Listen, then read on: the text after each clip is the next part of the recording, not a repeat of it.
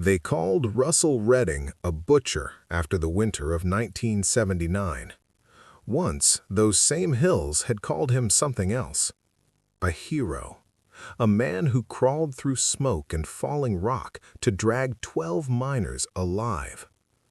On that cold December night, red lights bounced off the black mouth of number 7. Sirens howled down the hollow. Wives sobbed behind the rope line while men in hard hats carried bodies. Floodlights lit the snow like noon. Near the portal, a deputy pushed past the camera crew with a worn cardboard box. Inside sat maps, reports, and a thin stack of papers with Russell's name on the corner. Folks at home never saw that on the evening news. They just heard the word massacre. Tonight, we're going to walk into that hill and back through the years that led here. They said Russ was a monster. He once saved lives. Where are you watching from, and what would you call him? If this story grips you, subscribe before we go deeper. To see how Russ became that man at the portal, we have to go back a few years, before the smoke and sirens, to a hollow that still believed coal could hold a family together. Down in Boone County, the hills folded tight around a camp that the company had built and mostly forgotten.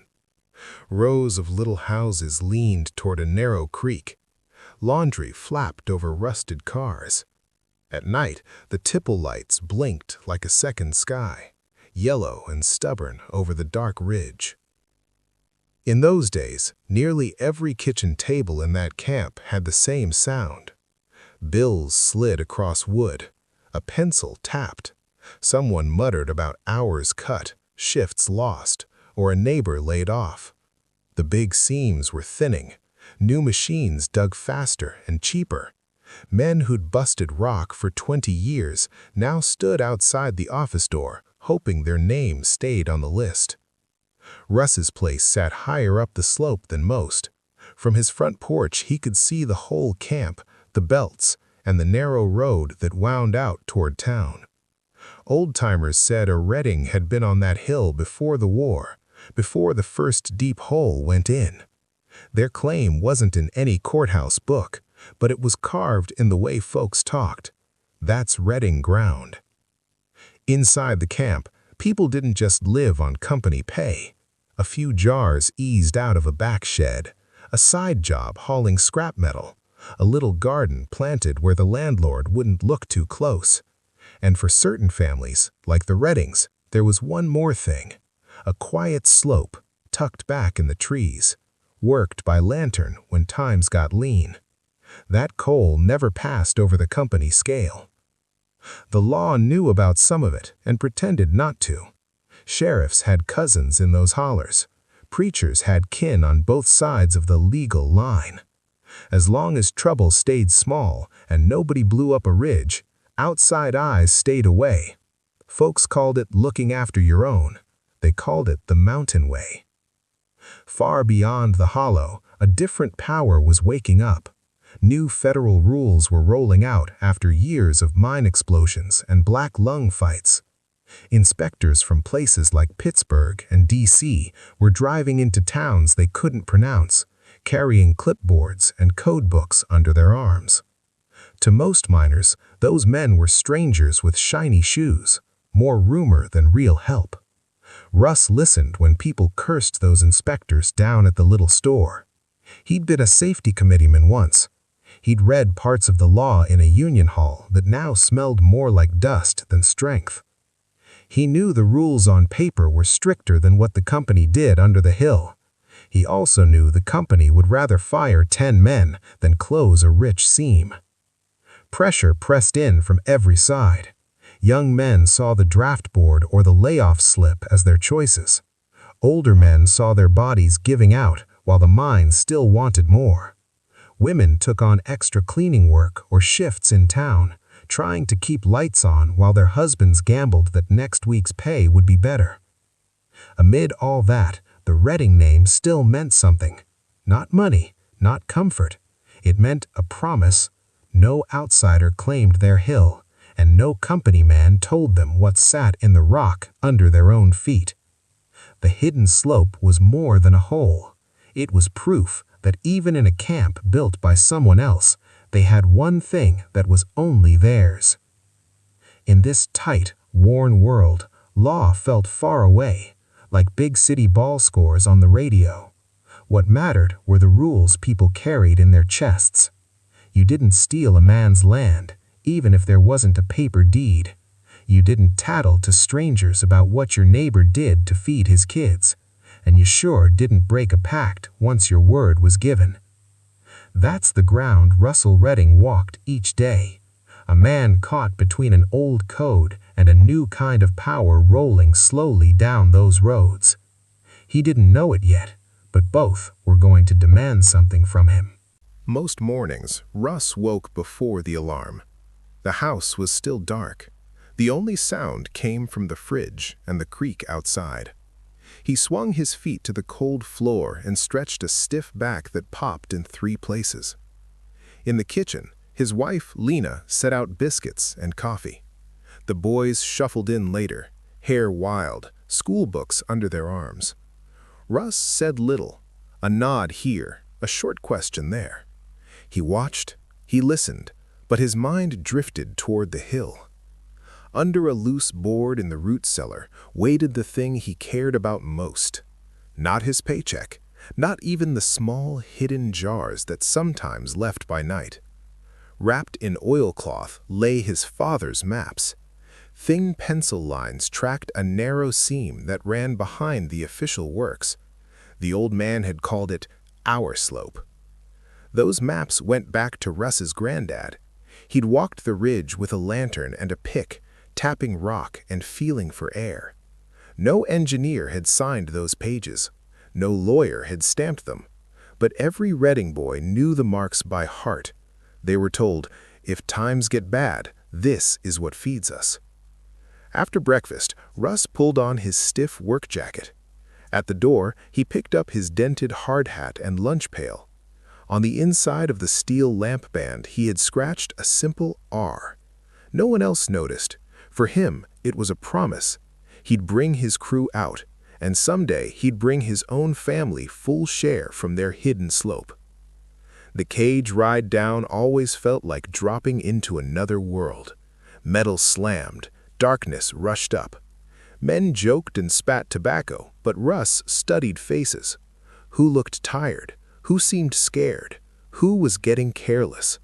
He counted them in his head, then counted again. At the section face, noise and dust swallowed talk. Machines chewed coal. Roof bolts squealed into rock. Russ moved through it with steady steps, checking timbers, watching the color of the coal, noting a wet streak here, a slip there. He did more than the company asked. In a pocket notebook, he marked gas readings, bad roof, and near misses. Years earlier, as a younger man, he'd been the one who went in when a belt fire broke out. While others waited at the mouth, Russ crawled through smoke, low and fast, pulling men toward the light. Afterward, some called him brave. He called it duty. Underground, you didn't leave a man if there was any way to reach him. On lunch break, while others played cards, he sometimes opened a small book of mine safety rules. Thick words, but he underlined parts with a short pencil. Fans, airflow, methane levels. Those rules didn't feel like strangers to him. They felt like tools. Only trouble was, the company treated them like suggestions. When the shift ended, Russ rode the cage back up into daylight, ears ringing, skin black with dust. He walked home slow, eyes on the ridge where the hidden slope ran. The hill seemed to watch him back. Every choice he made under the mountain, every note on every page, was a way of talking to that old seam, of saying, I remember, I'll protect you. That simple life, that pattern of work, family, and secret maps held steady for years. Small cracks were there, though. In his notebook, in his quiet study of the law, in the way the company tested lines it had once feared to cross. Those cracks were waiting for the wrong man to press on them. E.J. Jarrell was already in Russ's orbit by then. Smiling, joking, easy with the bosses, he walked the same entries and shared the same coffee. Russ still believed their partnership on that hidden slope was safe. He had not yet seen the papers that would prove him wrong. E.J.'s laugh carried in a room. That was the first thing most folks noticed. He could step into the low gray office by the tipple, slap a clerk on the shoulder, and turn grumbles into chuckles before the coffee cooled. On paper, E.J. Gerald Jr. was the mine superintendent. In practice, he was the bridge between the camp and the company. He'd grown up in those same hills, played ball on the same dusty lot, held a lamp under the same rock. But somewhere along the way, he started wearing cleaner shirts and using words like production targets when he talked to the bosses.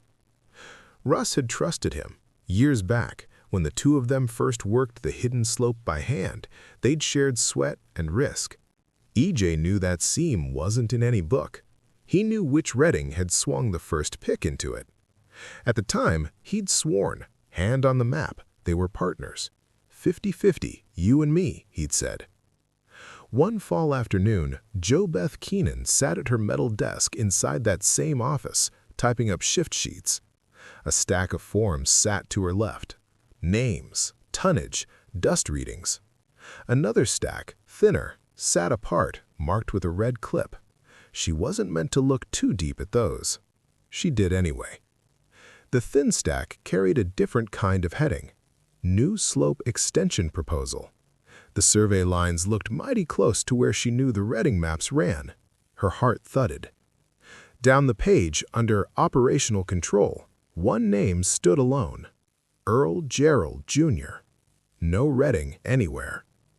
Later that week, she watched through the glass as E.J. walked in with two men from Charleston. Their suits didn't fit quite right. They still smelled like city. They shook hands by the map wall. E.J. pointed to the same ridge Russ stared at from his porch. Papers slid across a table. Pens flashed. From her desk, Jo Beth saw E.J. add his signature to each page. She saw the engineer date forms that, by rumor, should have been done months ago. Numbers shifted in neat little rows. Old times, old tests, old readings, all made to look right.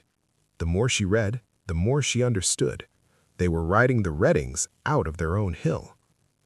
After the men left, E.J. leaned in her doorway. He flashed that easy grin, asked about her mama, made a small joke about paperwork rain. As he turned away, a slip of yellow fell from his folder. A note scrawled in his hand. Private slope deal. My boys on first crew. Company signs by New Year. That night, Jo Beth carried the memory home like a stone. She knew the mountain code. You didn't meddle in another family's business. You sure didn't bring outside law into holler quarrels. Yet the thought of Russ's face when he learned his name was gone from that ridge ate at her. News of E.J.'s quiet meetings spread in hints. Someone saw a new truck in his drive. Someone else heard talk of a vacation his checks shouldn't cover. In the camp, people connected dots. A few said, good for him, getting ahead. Others muttered, he's selling something that ain't his. Russ heard scraps of it. For a while, he pushed them aside.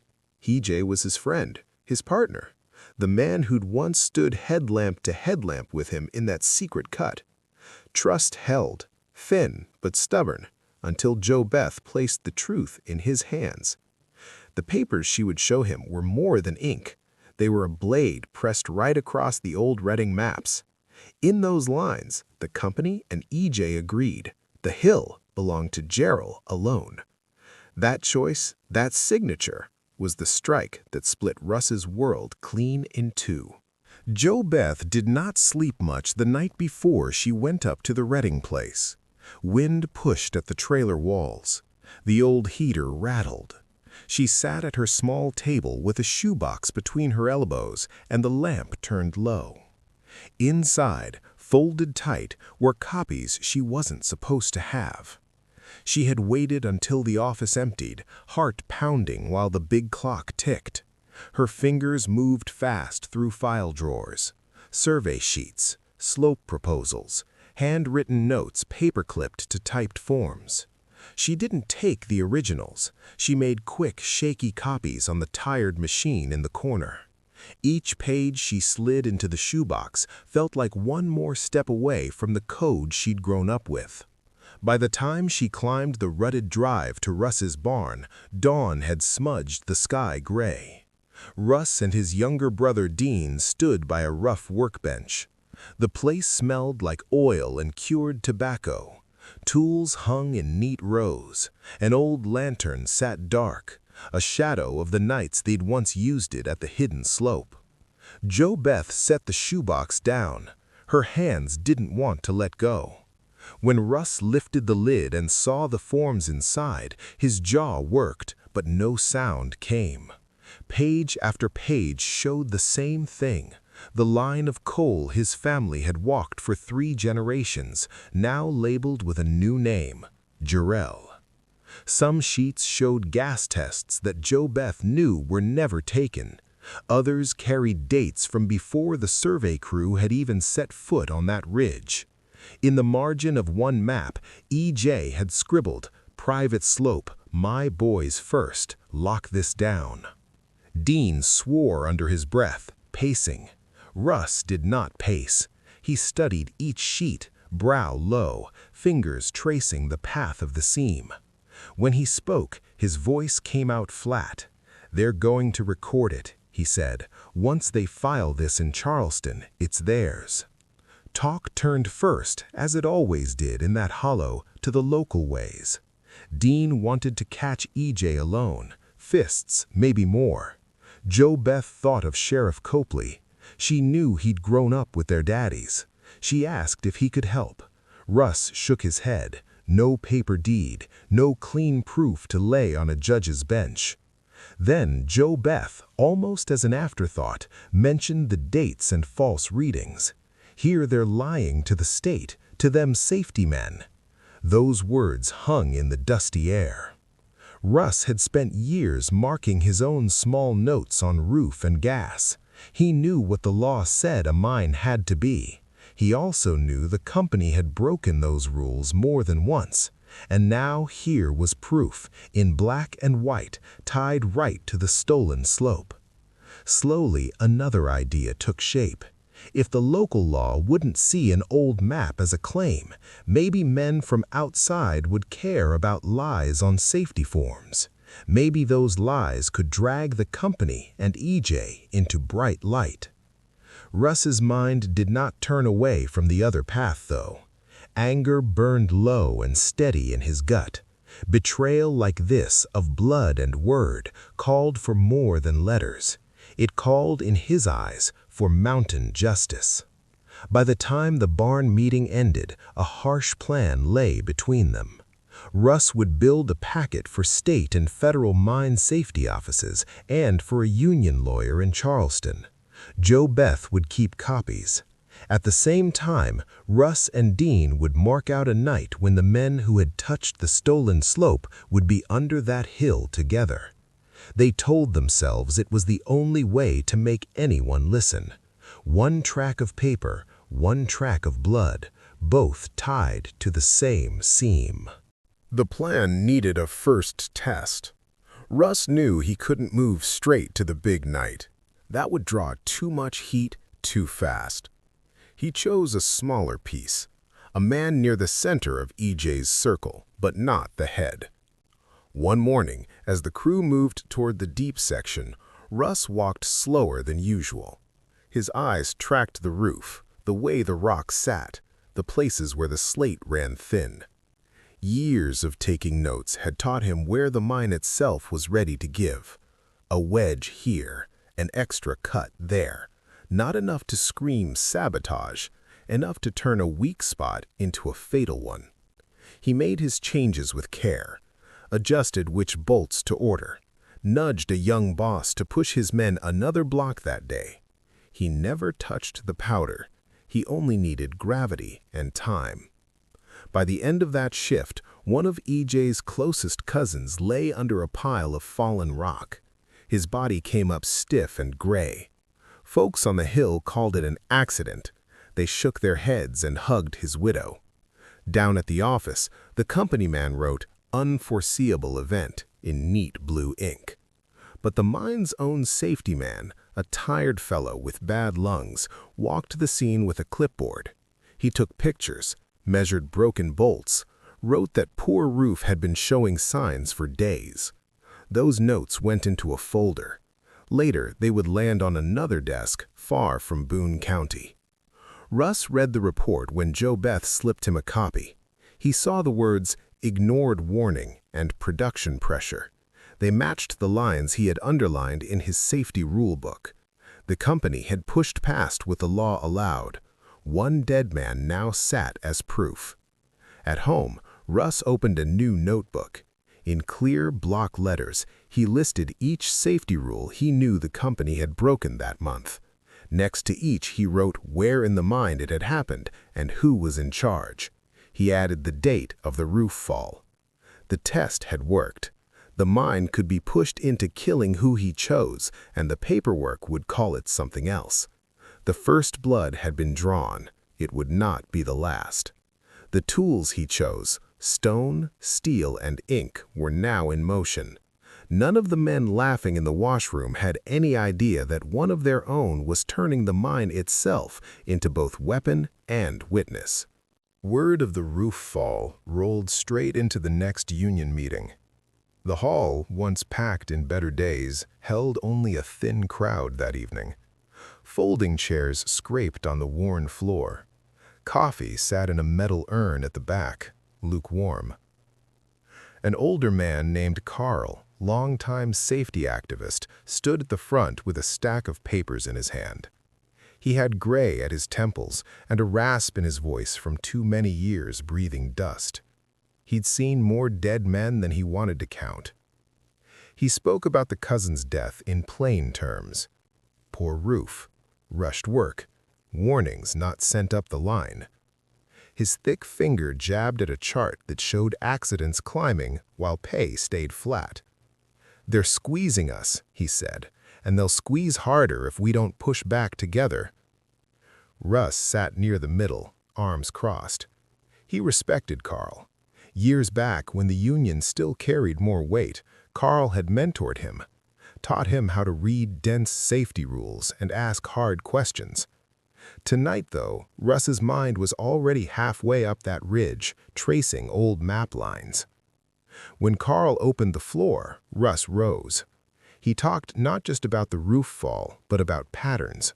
Men moved on to one slope, extra cuts ordered, forms filled in after the fact. He did not name EJ outright, but it hung there. Folks knew. Some heads nodded, others stared at the floor. After Russ sat, a young man near the back spoke. "Talk's nice," he said, "but they got a list of men they'll cut if we stir too much. I got a baby at home. Y'all gonna pay my bills if they lay me off?" The room shifted. Fear had a smell, sour, like sweat on old cloth. EJ wasn't there, but his shadow was. The knowledge that the superintendent could yank someone off the board for making noise quieted more than one voice. Even Carl's shoulders sagged a bit. When the meeting finally broke, Russ caught Carl by the door. He asked if the union, through its lawyers, might look at the forged slope papers Joe Beth had copied. There was a flicker of interest, then a tired sigh. "We're stretched thin, son," Carl said. "Company's got better lawyers than we do. And that hill of yours, without a deed, I don't know if we can hang a case on it." It wasn't a hard no, but it was close enough.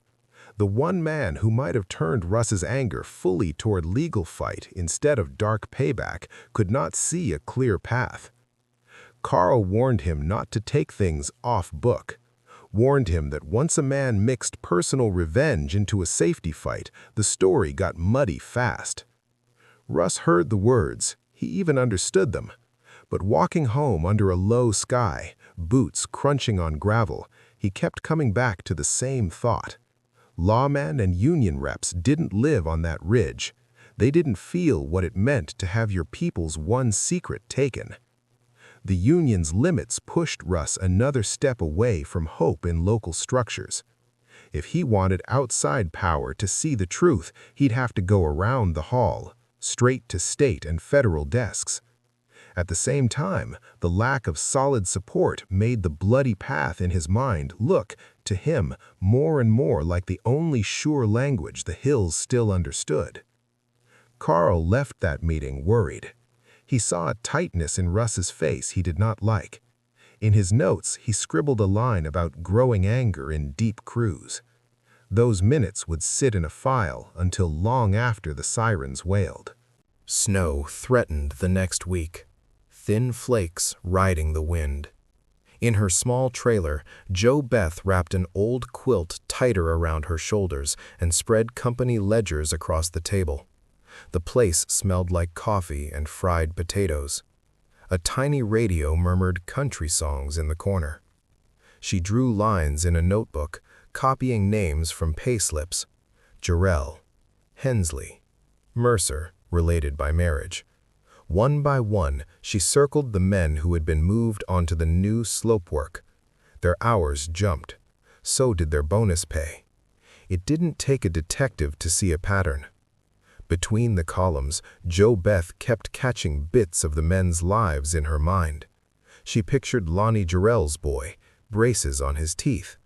She remembered seeing Ella Hensley in church holding a baby with soft, dark hair. These weren't strangers from some far city. They were people she'd shared pews and casseroles with. Each circle she drew felt like putting a mark on a person's forehead. Her hand shook once, and ink smeared. She pushed back from the table, breathing hard. What she and Russ were building wasn't just a paper complaint. It was a list that, in his eyes, named men already marked for something worse. Still, she kept going. She added copies of dust reports that had been adjusted before filing, vent charts that didn't match what she heard the bosses say in the lamp house, notes from EJ about fast-tracking the new slope to hit New Year targets. All of it went into neat stacks. When Russ came by that evening, hat in hand, she slid the finished packet toward him. It was thicker now. Dozens of pages, each one a small betrayal of the company and, in a way, their own code of silence. Her eyes met his. "If I send this," she said, "it don't stop with them. It hits everybody." Russ's gaze dropped to the papers. He saw not just ink, but fuel, enough to light a fire on desks in Charleston and beyond, enough to catch the company in lies they couldn't grin away. He also saw the faces behind the names. Some he cared for, some he didn't. All had stepped, by choice, onto what he still believed was Redding ground. He told Jo Beth he wouldn't make her mail anything she couldn't live with. She stared at the envelope, already addressed to a union lawyer and 2 mine safety offices. "I can't live with them stealing your hill either," she answered, voice thin. Outside, snow began to fall for real, tiny stars melting on the trailer's thin windows. Inside, they sealed each envelope with careful hands. Jo Beth wrote the return address in her neat clerk script. No scribbles, no lies. If this drew heat, it would land on her too. Alone after Russ left, she sat by the window and watched the white cover the muddy yard. Tire tracks faded, footprints filled in. She wondered if someday people would look back and see what they'd done as brave or cowardly or something in between. She wondered if the mountain cared or if it simply swallowed what men did upon it. The ledgers on her table recorded debt and pay. They didn't measure guilt. They didn't weigh the value of a family's claim against the price of a widow's grief. Jo Beth folded the quilt tighter and whispered a short, sharp prayer for mercy on everyone in that stack of names. From that night on, those envelopes waited like loaded traps in her drawer. One call from Russ would send them into the system. One dark event under the hill would give them teeth. Cold settled hard by mid-December. Breath hung white in the air as men walked from house to lamp house before dawn. Russ watched them from the shadow of his truck, eyes scanning faces and lunch pails. He was not counting friends anymore. He was counting targets. In the office, a big board listed shifts in colored chalk. Names slid across it each week. Russ had always hated how easy it was for a man with power to rub out a life with a wipe of his palm. Now he used that same system to set his plan. When his turn came to suggest crew changes for balance, he spoke in his usual low way. No drama, just a request here, a swap there. An extra brakeman added to one section, a loader moved, a supply hand reassigned for the night. By the time he stepped back, 11 men tied to EJ's stolen slope deal were marked for Station 3 on the same graveyard shift. That afternoon, he parked his truck at a pull-off high above the mine road. Below, the tipple and yard looked like a toy set. He opened a battered notebook and traced each name with his thumb. The wind cut through his coat, but he barely felt it. In his mind, he walked the entries, saw where supports could fail if pressed, where gas might pool if a fan slowed. Dean sat in the passenger seat, restless. He lit a cigarette, then ground it out, hands jittery. "You sure about this night? Could wait. Could pick him off one by one." Russ shook his head. One by one left room for doubt, for the company to spin each death as random. All at once, in a pattern only someone like him could see, would tie the crime to the slope and the stolen claim. It would send a message that no one could pretend was chance. Down in the hollow, Jo Beth took the envelopes from her drawer and laid them on her bedspread. She checked each address again. State Mine Safety Office, Federal MSHA office in Pittsburgh, a union lawyer in Charleston whose name she'd heard Carl mention. The stamps were already pressed in place. She told herself she'd go to the post office first thing after word came of an accident. Not before, not too long. The timing mattered. If inspectors walked into number 7 while grief was still hot and lies were still fresh, they might look harder and deeper. As the sun slid behind the ridge, Russ drove back toward home.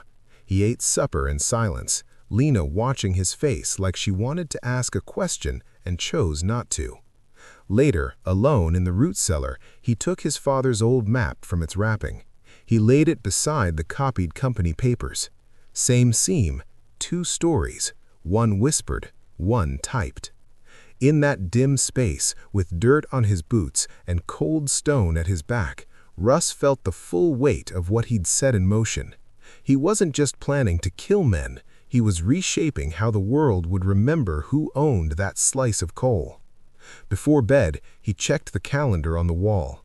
The chosen night sat there, only a few squares away, marked by a small, near-invisible dot. Christmas lights twinkled in a few windows down the hollow. Children practiced carols in the church. None of that slowed his hand. The mine would run like normal that night, as far as the company knew. For Russ, it would be the end of one life and the beginning of another, lived behind bars. He accepted that in his bones.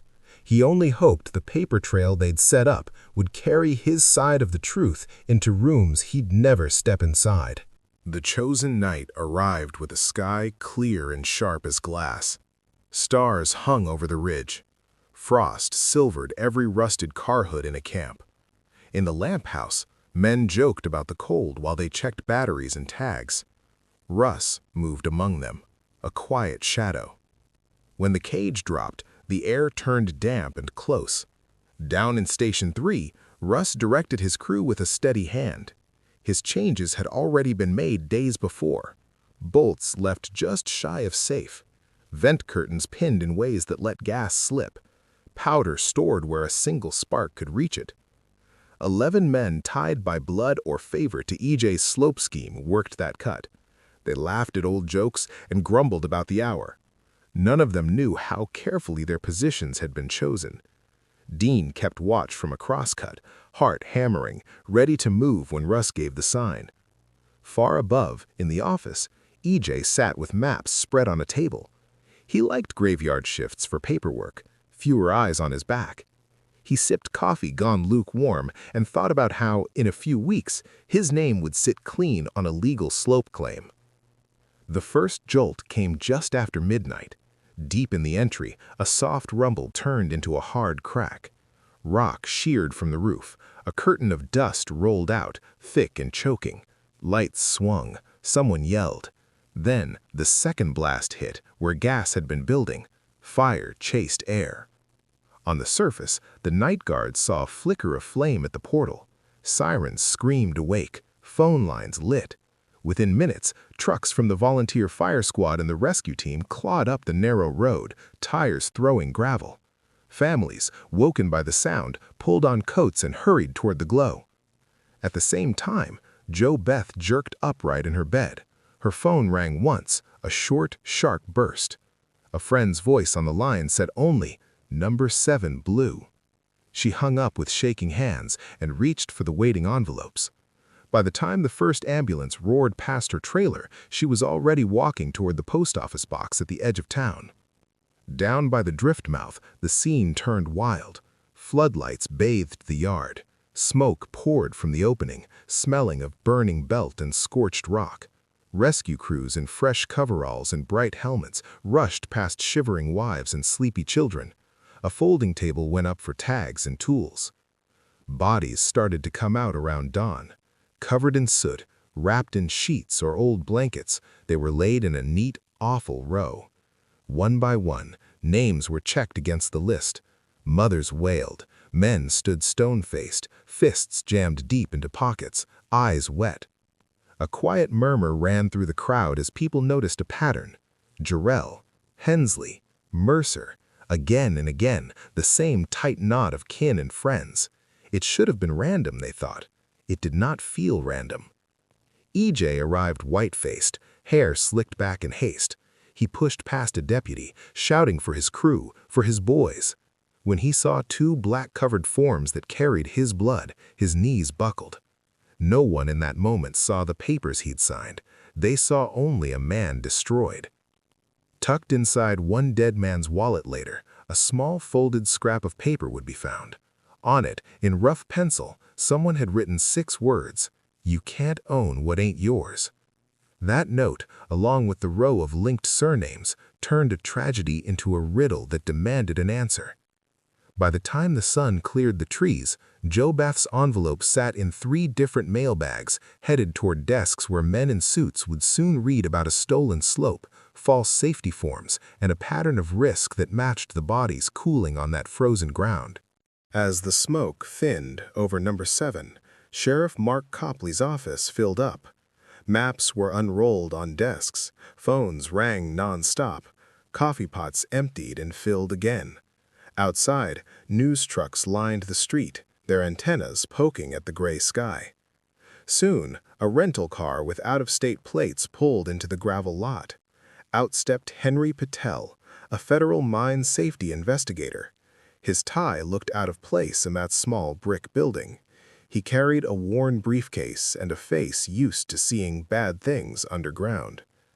Sheriff Copley didn't like outsiders poking too deep into his county, but 11 dead men and a hint of something more left him no choice.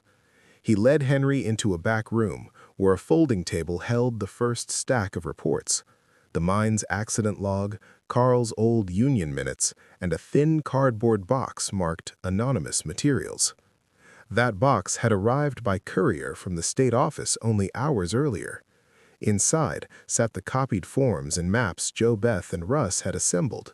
There were gas readings that didn't match the mine's own log, slope proposals with dates scratched in wrong, and side notes in EJ's hand about fast-tracking the new seam. Henry laid each page out in rows. He drew a line with his pen from the forged slope claim to the list of dead men. "These aren't random," he said quietly. "These names match the crew EJ put on this section to bring that hidden slope online." Copley frowned. He'd known some of those families before they were born. Now, in black ink, he saw another story, a private deal to turn an old family's secret into one man's ladder upward. 11 who'd helped him climb now lay in the morgue. Further down in the stack, Henry found something else. A notebook page in Russ's handwriting, copied and included with the packet. It listed safety rules alongside dates and places where they'd been broken. Some matched the deep cut that had just blown. The title scrawled at the top read, "Simple as can be. They know and don't care." Suddenly, Russ Redding's name popped up in every pile. Safety notes in union files, handwriting on the whistleblower list, old memos noting his work as a section boss, stories from men who said he was the one you wanted near you when things went bad. The pattern drew itself. A trusted foreman with a deep knowledge of the mine and the law, a secret family slope others had tried to claim, a circle of men tied to that theft now dead in one violent night, a sheaf of documents mailed just as the bodies came out. Henry looked at Copley. "You've got a killer, but you've also got a witness. Whoever sent this knew the violations as well as the layout. I'd bet my next paycheck that's the same man." Copley thought about the boy he'd once seen riding bareback on a mule up the Redding Hill, coal dust on his face and a grin on his lips. That boy had gone to war, come back harder, taken care of crews for years. Now, he might be the one who'd turned the mine into a gun. They sent deputies to find Russ, but he was nowhere, not yet. In the quiet hours that followed, Henry and Copley kept reading, kept drawing lines between the papers and the rock. The story that formed was ugly and clear. A company hungry for coal, a boss greedy for name and gain, and a man pushed into seeing the law and the mine as tools for his own rough code. Outside, the town waited for an easy answer. Inside that room, the two men in charge of finding it knew there wouldn't be one. Funerals filled the next week. Black coats and dark dresses moved in lines through the little church, past coffins, past flowers that tried and failed to hide the sharp smell of grief. Preachers spoke of comfort. Songs rose thin and trembling. After each service, folks drifted to the fellowship hall. Long tables bowed under the weight of casseroles, pies, and big pots of beans. People picked at their plates more from habit than hunger. Talk started low, about weather and work, then turned, as it always does, to what sat heavy on every mind. Some said plain that Russ was a monster. "You can't take a grudge and turn a mine into a bomb," one woman whispered over a bowl of potato salad. "I don't care what was stole." To her, the faces of the widows and kids were all that mattered. Others leaned closer and spoke just as quiet about a different wrong. "They took his hill," an older man muttered, folding his arms. "Signed his people clean off it, like they never found that slope. You do that to a mountain man, you better expect heat." At the small store, men gathered by the coffee counter, voices low. They talked about the scrap of paper found in one dead miner's wallet, the one that said, "You can't own what ain't yours." They argued over who might have written it. Some said Russ.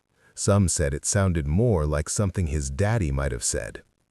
Newspapers from outside called it a coal field massacre. Some reports painted Russ as a crazed worker lashing out at authority. Others hinted at deeper feuds over land and name. None of them got the holler part quite right. In the hollow, it stayed tangled. Jo Beth walked through these rooms feeling two sets of eyes on her. From Geraldkin there was cold anger. They knew she kept the books. They guessed, even without proof, that she'd helped Russ.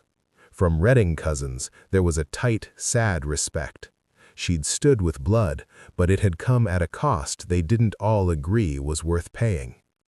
At night, in small houses, parents tried to explain to their children what had happened. Some said a bad man did a bad thing. Others said he went too far trying to protect what was his. The story shifted depending on who was telling it and which grave they'd just walked away from. Sheriff Copley listened when he went to pour himself coffee or stand at the back of the church. He heard the divide. He heard how the mountain code and the written law were wrestling in people's hearts. That fight would make whatever came next harder. Even as grief held the town in its grip, little bits of the official story began leaking out. Someone mentioned inspectors from out of state asking sharp questions. Someone else said they saw big white trucks with government plates at the mine gate. Rumors of forged papers and a stolen slope twisted through the talk like ivy. By the time the last of the burials ended, hardly anyone saw the deaths as just a disaster. They saw them as the last act in a long fight that most had never known was going on. Whether they thought Russ was devil or avenger depended on which side of that ridge their people once stood. All of this talk, all this quiet judgment, set the stage for what had to happen next. The man in the middle of it all, the one people argued over, had been listening too. And he was about to step out of hiding, not to plead innocence, but to speak his own truth into that storm. Rain fell the morning Russ walked into the sheriff's office. Not a hard storm, just a steady, soaking drizzle that sent thin streams down the brick walls and turned the parking lot into gray puddles. He wore his work jacket and boots, same as any other day. His hands were empty. Inside, the room went quiet. A deputy's pen stopped mid-scribble. Someone's phone call trailed off. Sheriff Copley rose slowly from his chair, eyes fixed on the man he'd watched grow up. For a heartbeat, it was just two old faces seeing years between them. Then duty stepped in. Copley told Russ he was under arrest. The words sounded stiff and strange in that small space. Russ didn't argue. He turned, placed his hands behind his back, and let the cold steel close around his wrists. Around them, the office seemed to exhale. In a bare room with cinder-block walls and a single table, Russ sat across from Copley and Henry Patel. A tape recorder rested between them, its small red light glowing. Henry opened a file thick with papers, the whistleblower packet, safety reports, slope maps, and Carl's union notes. At first, the questions were simple. Where were you that night? What did you see? Russ answered in that same low, even voice he'd used to call out roof checks and gas levels for years. He placed himself underground at Station 3. He described the blasts in detail that made both men across from him sure he'd planned them. Then Henry slid one of the copied maps across the table. "Tell us about this seam," he said. Russ's eyes flicked down. The Redding slope, the hidden claim. In that instant, his posture changed. He sat up straighter, shoulders back, as if bracing for something he'd known was coming. Over the next hours, Russ talked more than he had in some whole months. He laid out how his family had found that seam, how they'd worked it quiet in bad years, how his father had sworn him to guard it. He spoke of the day EJ stood in his barn and promised to split it fair. Then of the papers Joe Beth had pulled that showed Jarrell standing alone. He didn't deny setting the stage for the disaster. He described every weak bolt and vent change like items on a list. Each choice had a reason. Each reason traced back to that stolen slope and the company's hunger for coal. Safety rules be damned. Henry pressed on the whistleblower packet. Why send it if he planned to kill? Russ answered that words on paper alone wouldn't make anyone listen. He said, "They take note when men die. They come with clipboards then. So I made sure when they came, they'd find truth they couldn't walk past." Copley asked if he felt sorry. His jaw tightened. He said he felt the weight of every child left behind. He also said the hill would have died quiet if he'd done nothing, his people's name scraped off it without a mark. In his mind, both losses were evil. He chose the one that stamped his side into the record. By the end, there was no question for the tape. Russ had confessed, in plain language, to engineering the deaths. At the same time, he'd given Henry and Copley a clean path to follow through the company's lies and EJ's fraud. The law took his freedom that day.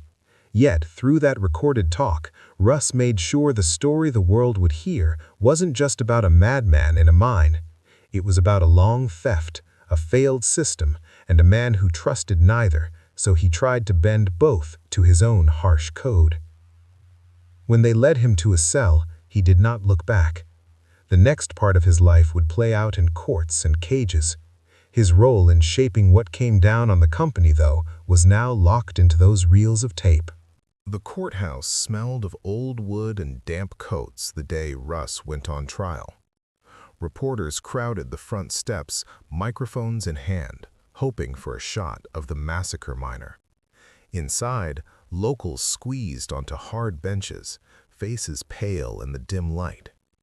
At the front, under the state seal, the judge watched with careful eyes. To one side, the prosecutor laid out photos of broken rock, burned timbers, and the row of bodies from number 7. To the other, Russ sat with his lawyer, hands folded, expression unreadable. The state's case on the killings moved fast. Experts showed how the roof had been weakened, how gas had pooled because brattice cloth hung wrong. They traced each accident to choices Russ himself had admitted making in that taped talk. Families wept quietly as each detail hammered home. No one, not even Russ, argued he wasn't the cause. But this was more than a murder trial. Alongside it, in hearing rooms and conference calls, regulators from the state and MSHA built their own case against the company and EJ's plan. Evidence from the whistleblower packet took center stage. Forged dates, false dust reports, slope maps that matched the old Redding seam but carried only Jarrell's name. In one tense moment, Jo Beth took the stand. Hands shaking, she told how she'd seen EJ sign those forms, how she'd copied them late at night, how fear and loyalty had fought in her chest. She spoke of the envelopes she'd mailed the night the mine blew. Her voice cracked once when she mentioned the widows in the fellowship hall. Regulators listened as well. For them, her words, backed by the papers in their files, painted a clear picture of a company that had cut corners and a superintendent who'd tried to turn a family legacy into personal gain. The stolen slope claim was voided. Fines piled high. Orders came down, seal that seam, tighten oversight, retrain bosses. Back in the courtroom, when it was Russ's turn, he did not try to excuse what he'd done. He spoke instead about why. The judge let him talk longer than most defendants. Maybe it was respect, maybe it was curiosity.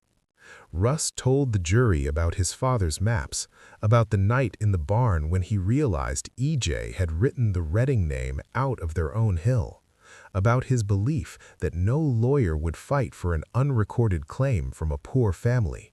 He talked about the weight of promise and pride and how both can twist a man. The jury still came back with guilty on all counts of murder. Life in prison, no parole. That was the law's answer to blood in the mine. As the verdict was read, a hush fell. Some felt justice. Some felt only loss layered on loss. Outside that room, though, a different kind of judgment was forming. MSHA released a report naming company failures that set the stage for the deaths. It cited Russ's packet and testimony as key to uncovering the truth. The stolen slope deal, once meant to be quiet, was now a public shame for Jarrell's name and the firm that backed him. Russ left the courthouse in shackles. Behind him, stacks of paper, transcripts, orders, reports stayed behind. In those pages, his legacy sat in 2 columns, one labeled mass murderer, the other, less neat, tied him forever to the exposure of a deep wrong the official system had ignored until it was forced to look. Prison life came in small, repeating shapes. Bars, cots, narrow windows with thick glass. For Russ, the days blurred into one another, like the slow drip of a mine roof after a rain. He woke, worked, ate, and slept, all under watchful eyes. They put him in the laundry at first. Hot steam filled the air. Machines thumped. He pushed carts, folded sheets, kept his head down. In a place full of men who boasted about their crimes, he stayed mostly silent. Now and then, someone would whisper, "That's the coal killer." He ignored it. Letters from home were his main link to the hills. Lena wrote about the boys, about how they'd had to move closer to town after the mine cut jobs. She mentioned new work at a grocery, sometimes cleaning houses. Her words tried to be light, but Russ could read the strain between the lines. News of Number 7 came in pieces. First, that the company had shut it down, then that another firm had bought its parent company and later backed out. His old section, once noisy and hot, now sat flooded and still. The sealed Reading slope, he learned, was fenced off with warning signs nailed to rough posts. In one letter, his oldest son, now a grown man, wrote about driving up near the ridge. He described the sealed portal as a dark mouth now plugged with concrete. Weeds pushed up around the fence. Someone had hung a plastic wreath there once, long faded. "Looks like a grave," he wrote. "Feels like one, too." Russ sat on his bunk a long time after reading that. The seam he'd fought to protect lay untouched forever. No Jarrell crew would cut into it. No company would count its tons. But no Reading hand would draw from it either. His legacy stood, but only as story, not as bread on the table.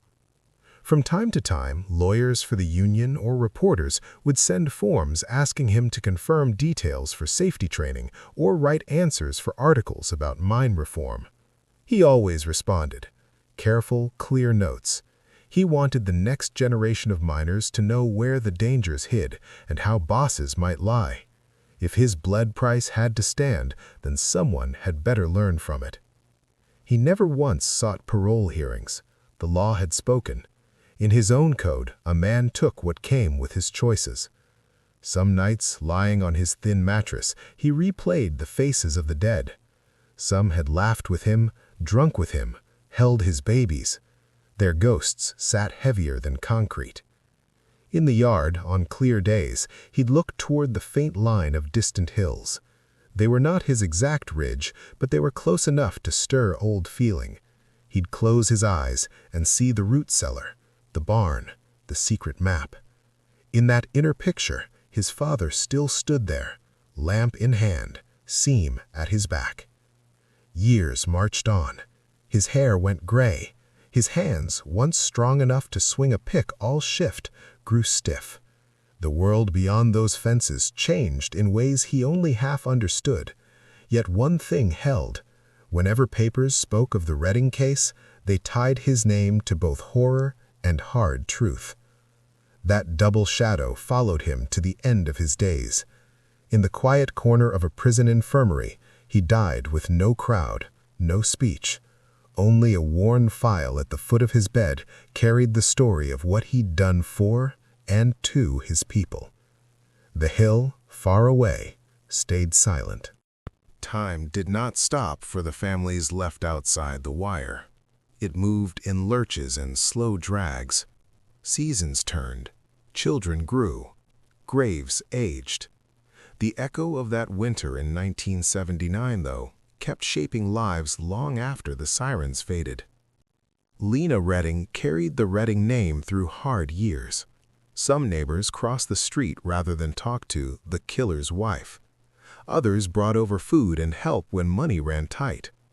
Pride and shame sat by side at her table. She never changed her last name. She told her boys, "We don't run from who we are." Russ's sons left the coalfields when they could. One joined the army. One moved north to work in a factory. Both carried pieces of their father with them. A way of standing, a habit of watching before speaking. They also carried the story, told in quiet bits over holidays, of a hill their people once claimed and the price their daddy paid trying to keep it. On the other side, Jarrell widows rebuilt lives as best they could. Some remarried, folding new husbands into old grief. Others stayed alone, raising children who knew their fathers mainly through faded photos and the jagged way folks paused before saying their names. anger at EJ's greed mixed with sorrow for the men who'd followed him. EJ himself had not lived to stand trial. When Russ's plan came to life, the blasts under the hill had taken out his boys and his closest cousin. The shock broke something inside him. He died of a heart attack not long after, his grand scheme never reaching full bloom. His name, once tied to hope of moving up, became a byword whispered with a shake of the head. Jo Beth's life was perhaps the most tangled. She stayed in Boone County, but never quite belonged again. Some thanked her in private for bringing the truth to light. Others muttered that she'd tattled to strangers and helped bring law down on their own. She sat at church, always toward the back, feeling every look like a weight. Children in both families grew up hearing different versions of the same story. In Redding kitchens, the tale leaned toward a man pushed too far trying to keep his father's word. In Jarrell homes, it leaned toward a man who chose murder over patience, pride over mercy. The facts stayed mostly the same. The tilt of blame shifted with the teller. On certain days, anniversaries, birthdays, the first snow of the year, folks would drive to the cemetery on the hill. 2 rows of stones there drew the most visitors. One held Jarrell and Hensley names, with dates all ending in that bleak winter. The other bore the Redding name, marking older kin, and later a small plaque for Russ himself. Sometimes, without planning it, members of both lines ended up there at the same time. Eyes met over cold grass. A nod might pass. Once in a while, a stiff word. The air around those stones carried more than the chill. It carried years of hurt and a shared, if unspoken, understanding that the mountain had taken them all. For the younger ones, playing between graves without full grasp of their weight, questions rose. Why do we have more family here than other kids? Who was Russ, really? Why do folks look funny when they hear our last name? Parents answered as best they could, trying to thread the needle between truth and protection. The massacre, the theft, the sealing of the slope, they became part of the private lore of 2 clans and slowly of the whole county. A warning, a lesson, a wound. How each family carried it said as much about them as it did about Russ. Decades have a way of sanding sharp edges off a place, even when the scars remain. By the 1990s, Boone County did not look quite like the world Russ had walked. Many of the old company houses stood empty or torn down. The Tipple Tower near number 7 sagged, rust streaking its sides. Coal had slipped from king to aging ruler. Bigger machines and thinner seams meant fewer men underground. Some mines closed, others limped along. The Union Hall that once rang with argument and song now held long stretches of quiet. Its bulletin board yellowed. New troubles rose to take Cole's place in local talk. Pills poured into the county, white and small, with names no one could spell but everyone seemed to know. Later, meth labs lit up deep hollers, their sharp smell replacing the rich scent of wet coal in some places. Young men who might once have followed their daddies into the mine sank instead into addiction or left looking for any kind of work. Near the old number 7 site, nature started to pull at the edges. Weeds burst through cracked concrete. Vines climbed the sides of abandoned sheds. The sealed Redding slope sat behind a sagging fence, its warning signs faded by sun and rain. To a passing eye, it was just another closed hole. For those who knew, it was something more. A few local teachers, trying to make history lessons land, would bring students to the road above the portal. They'd point out the sealed entrance and talk about mine safety, labor fights, and the Redding case. Some kids listened, some kicked at rocks, thinking of getting home to their video games. In training rooms far away, new miners watched films that traced accidents back to ignored warnings and false reports. The Redding packet, with names removed, had helped shape some of those lessons. Inspectors cited it when pushing for stricter enforcement. On paper, at least, mines grew safer. Yet in homes across the county, the core problems hadn't fully changed. People still faced thin job lists. Big firms still made choices from boardrooms far off, with only passing thought for the hollow under their feet. When an explosion happened in another town, folks shook their heads and said they never learn, much like old Carl had once warned. The Redding and Jarrell names no longer sparked gasps the way they had in 1980, but they still drew a certain look. Older folks remembered. Younger ones knew enough to connect those families to that old mine story. Over time, some married across the old line, tying together blood that had once stood on opposite sides of the sealed slope. The abandoned company store, windows boarded, stood not far from where it all began. Its faded sign and sagging porch told a quiet tale. Power moves on, leaving shells behind. The hills around it stayed much the same. Trees grew, creeks ran. Fog hugged the ridges on cool mornings. When visitors came through, maybe chasing autumn leaves or family roots, locals sometimes pointed out the site. That's where the Massacre mine sat, they'd say. Some gave a quick, neat version of the tale. Others refused, saying, "Let sleeping ghosts lie." In official books, the Redding case appeared as a chapter in broader studies of coal safety and rural violence. Charts showed how fines had risen and practices had shifted since then. Still, anyone who walked through Boone County could see that policy, while important, hadn't fixed everything. Jobs were fewer. Hopes were different. The mountain code, bent but not broken, still whispered in back porches and hunting camps. The abandoned sealed portal, rusted fence and all, remained. Not an active wound, not fully healed either, just a hard knot in the hillside, holding a story the county had never fully decided how to feel about. Standing above that hollow now, it's easy to let the trees and time soften what really happened there. The leaves are bright and fall. Birds call. Trucks hum along a distant highway. From a distance, you might not guess that men once died in fire and stone just under your feet. Yet a small metal plaque near the overlook tells part of the tale. It lists the names of the 11 lost in 1979. Beneath them, in careful script, it notes, "Lives taken in a preventable mine disaster tied to safety failures and disputed land claims." No mention of Russ by name. No mention of EJ. The wording keeps to safe ground. But the full story refuses to live in only safe ground. You've walked it now with me, from secret maps in a root cellar to forged papers in a company office, from a barn where a hard choice was made to a courtroom where another kind of judgment fell. It's not a neat story of good and evil. It's a knot of motives, loyalties, and broken systems. Russ saw himself as a guardian of legacy, acting where the law would not. EJ saw himself as a provider, bending rules to pull his family up. The company saw numbers on a report, not the faces under steel. Each held a slice of truth and a share of blame.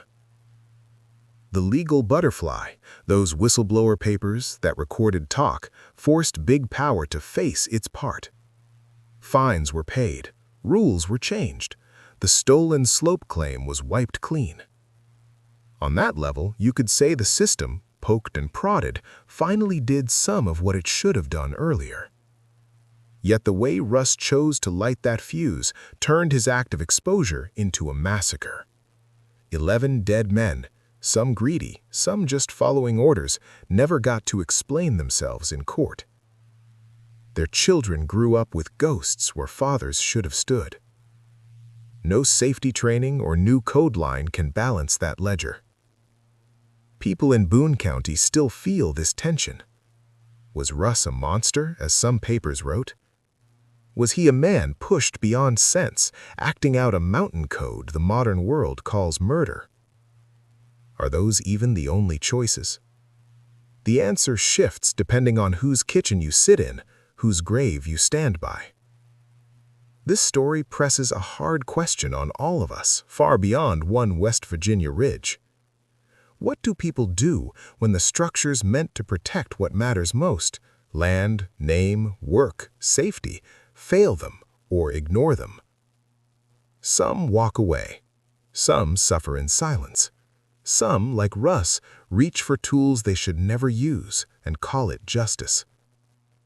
Out here, legacy can feel as real as rock. Lose it and you lose yourself. But once violence enters that defense, it doesn't just hit the guilty, it breaks across every life nearby, like a charge gone wrong underground.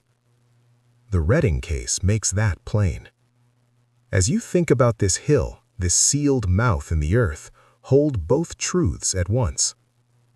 A man who exposed deep wrongs in the way minds were run, and the same man who chose to answer betrayal with death. There is no easy way to weigh that. Maybe the point is that we shouldn't try to make it simple. Today, if you drive the narrow road that winds above the old number 7 site, you'll see a small pull-off carved into the bank.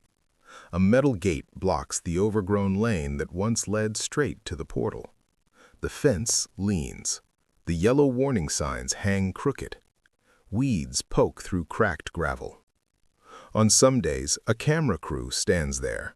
A host in a plain jacket talks to a lens, gesturing toward the sealed entrance you can just glimpse through the brush. Archival clips flash on a little screen, black and white shots of men in hard hats, color footage of that terrible winter morning when smoke rolled from the drift mouth. The narrator, someone like me, lays out the facts. 11 dead, 1 man convicted, company fined, slope sealed. They mentioned whistleblower packets and forged forms and an old mountain code that doesn't line up with courtrooms and regulators. They try to balance it, to respect both the pain and the rough pride that still cling to this story. Locals drive by slow. Some roll their eyes. To them, this isn't content, it's family. Others nod, glad that at last someone is telling the tale with more care than the first screaming headlines ever did. Once in a while, an old-timer stops to correct a detail. "Wasn't like that," he'll say. "Let me tell you how it really was."